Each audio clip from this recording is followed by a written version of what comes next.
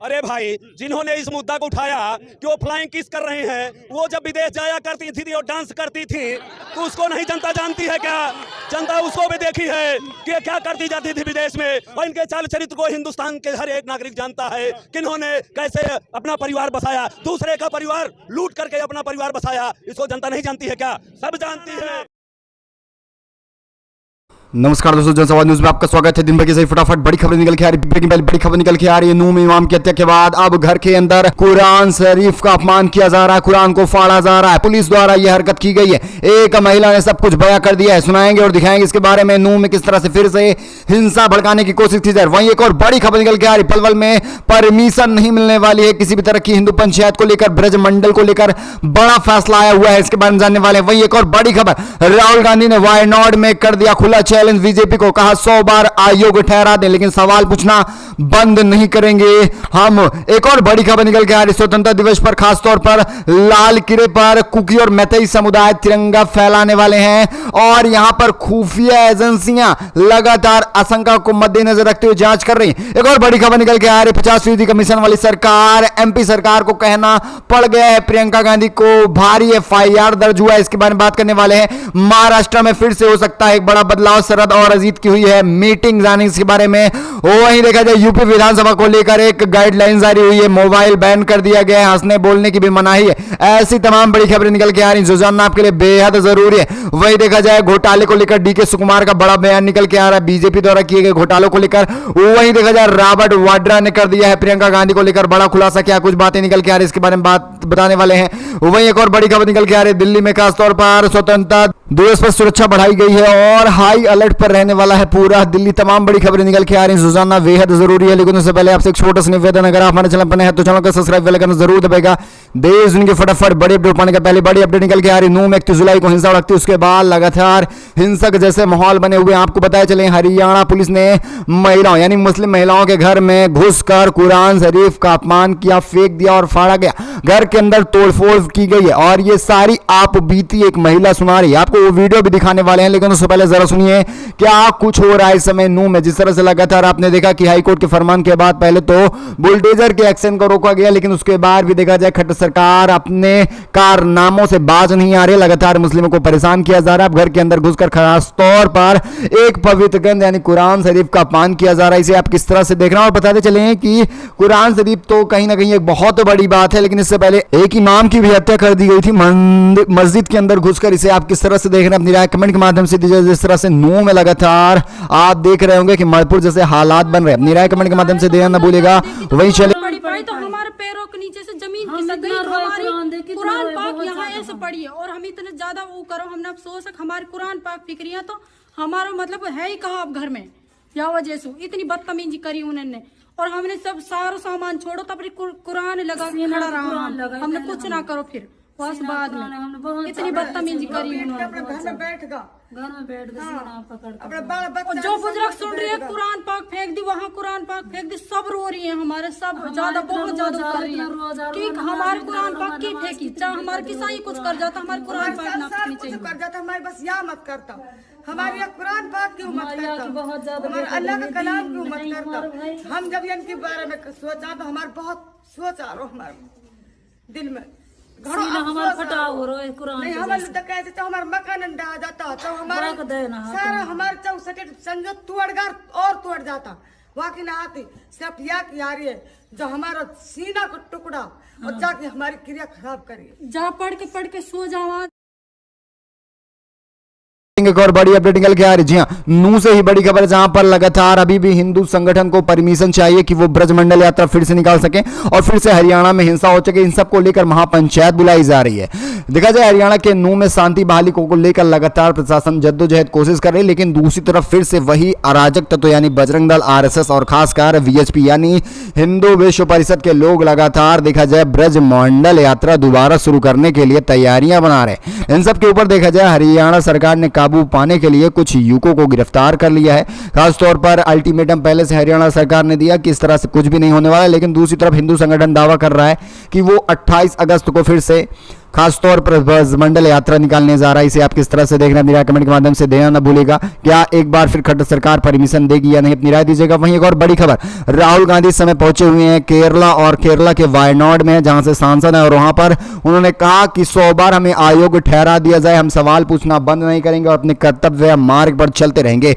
सांसद बहाल होने के बाद राहुल गांधी शनिवार को पहली बार वायनाड पहुंचे और यहां पर 2 दिवसीय दौरा है, यानी आज का भी इनका दौरा अहम रहा। वायनाड में राहुल गांधी ने भाजपा पर करारा हमला जारी रखा है। राहुल गांधी ने भाजपा पर लक्ष्य परिवार को नष्ट करने का बताया। उन्होंने कहा कि गांधी परिवार को नष्ट करना भाजपा का लक्ष्य है। राहुल गांधी ने इस दौरान भाजपा और कांग्रेस के बीच अंतर भी बताया। उन्होंने कहा कि भारत एक परिवार है, भाजपा के लोग इसे बांटना चाहते, मणिपुर एक परिवार था, उन्होंने उसे पूरी तरह से नष्ट करने की कोशिश की। भाजपा ने लोगों के बीच संबंधों को खत्म कर दिया।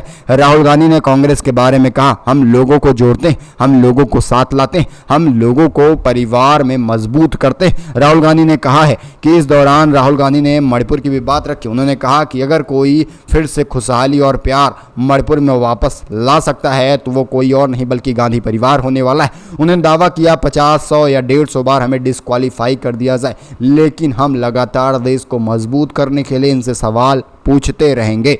आपकी क्या राय इन सबको लेकर, अपनी राय कमेंट के माध्यम से देना ना भूलेगा। चलेंगे अगली एक और बड़ी खबर पर, जहां बड़ी अपडेट निकल के आ रही है। खासतौर पर स्वतंत्रता दिवस को लेकर बड़ी खबर है। लाल किले पर कुकी और मैतेई समुदाय के कुछ लोग तिरंगा फहराने की कोशिश कर रहे हैं और इन सबको लेकर खुफिया आशंका मिली हुई है।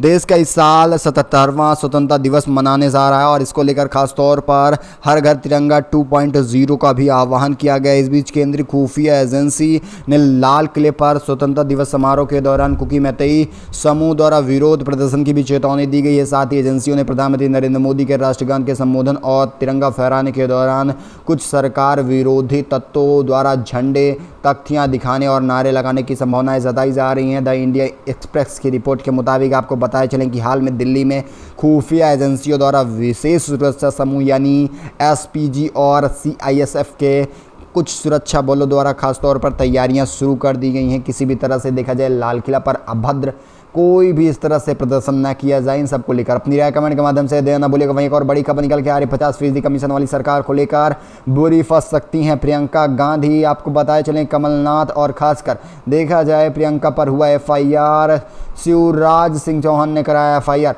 मध्य प्रदेश की शिवराज सिंह चौहान सरकार पर भ्रष्टाचार के आरोप लगाने वाली कांग्रेस महासचिव प्रियंका गांधी वाड्रा के सोशल मीडिया पोस्ट को लेकर इंदिरा और प्रियंका गांधी, पूर्व मुख्यमंत्री कमलनाथ और कांग्रेस नेता अरुण यादव सरीखे वरिष्ठ कांग्रेस नेताओं के ट्विटर खातों पर खासतौर पर इस तरह की भ्रामक खबर फैलाने की वजह से इनके ऊपर एफआईआर भी दर्ज कर लिया गया है। इससे पहले भाजपा नेताओं ने प्रियंका गांधी के खिलाफ कानूनी कार्रवाई की चेतावनी दी थी। प्रियंका गांधी ने शुक्रवार को ट्विटर पर दावा किया कि मध्य प्रदेश के ठेकेदारों ने एक संघ में हाई कोर्ट के मुख्य न्यायाधीश को पत्र लिखकर शिकायत की कि 50% कमीशन देने के बाद भी भुगतान नहीं मिला है। उन्होंने आरोप लगाया कि कर्नाटका भी भ्रष्ट वाली सरकार थी, जहां पर 40% भ्रष्टाचार की सरकार रही थी और मध्य प्रदेश में उससे बढ़कर 50% की हो गई है। इन सब को लेकर एफआईआर दर्ज किया गया। आप बताइए कितना जायज़ है, क्या सचमुच बीजेपी भ्रष्ट सरकार है? ये जग जाहिर अभी तक नहीं हुआ है, तो अपनी राय कमेंट के माध्यम से देना भूलेगा। और बताइएगा क्या मध्य प्रदेश में जो शिवराज कर रहे हैं इसका असर क्या लोकसभा और विधानसभा चुनाव में देखने को मिलेगा या नहीं? क्या एक बार फिर से उनके सारे मंसूबों पर पानी फिर जाएगा और खास तौर पर फिर से कांग्रेस की सरकार बनने जा रही है? अपनी राय कमेंट के माध्यम से देना ना भूलेगा। एक और अपडेट महाराष्ट्र से निकल के आ रही है। महाराष्ट्र में फिर से खेल में बड़ा बदलाव दिख सकता है और बीजेपी को कहीं ना कहीं एक बड़ा झटका लग सकता है। दरअसल आपको बताया चले कि फिर से शरद पवार और अजीत की हो गई है सिगरेट मीटिंग। जी आप सही सुन रहे हैं, महाराष्ट्र में एक बार फिर से नया सियासी घटनाक्रम देखने को मिल रहा है। एनसीपी चीफ शरद पवार दूसरे गुट के प्रमुख अजीत पवार के बीच शनिवार को एक सीक्रेट मीटिंग होती है। बैठक को लेकर बिजनेसमैन अतुल चौंडियाड़ अहम भूमिका निभाए थे।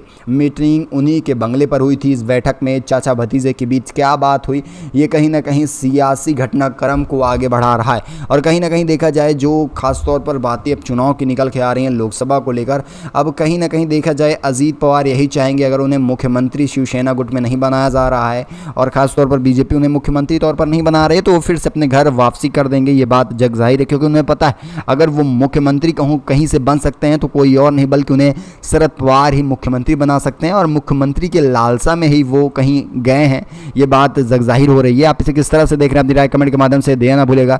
इसी के साथ चलेंगे अगली एक और बड़ी खबर निकल के आ रही। जी हाँ, आपको बताया चलें यूपी विधानसभा को लेकर एक बड़ी खबर है, जहां पर गाइडलाइंस जारी हो चुका है। अब देखा जाए, अब विधानसभा में खासतौर पर मोबाइल बैन होने जा रहा है, जोर से हंसने पर भी मनाही की जा रही है। उत्तर प्रदेश विधानसभा के स्पीकर सतीश महाना ने शुक्रवार को सदन को बताया कि विधानसभा की प्रक्रिया और कामकाज से संबंधित नियमावली अब उत्तर प्रदेश के विधानसभा की प्रक्रिया और कार्य संचालन नियमावली सन 2023 के तौर पर पहचानी जाएगी। इसके तहत बनाए गए कुछ नियमों का विधानसभा के प्रत्येक सदस्यों को पालन करना होगा और सख्त निर्देश है।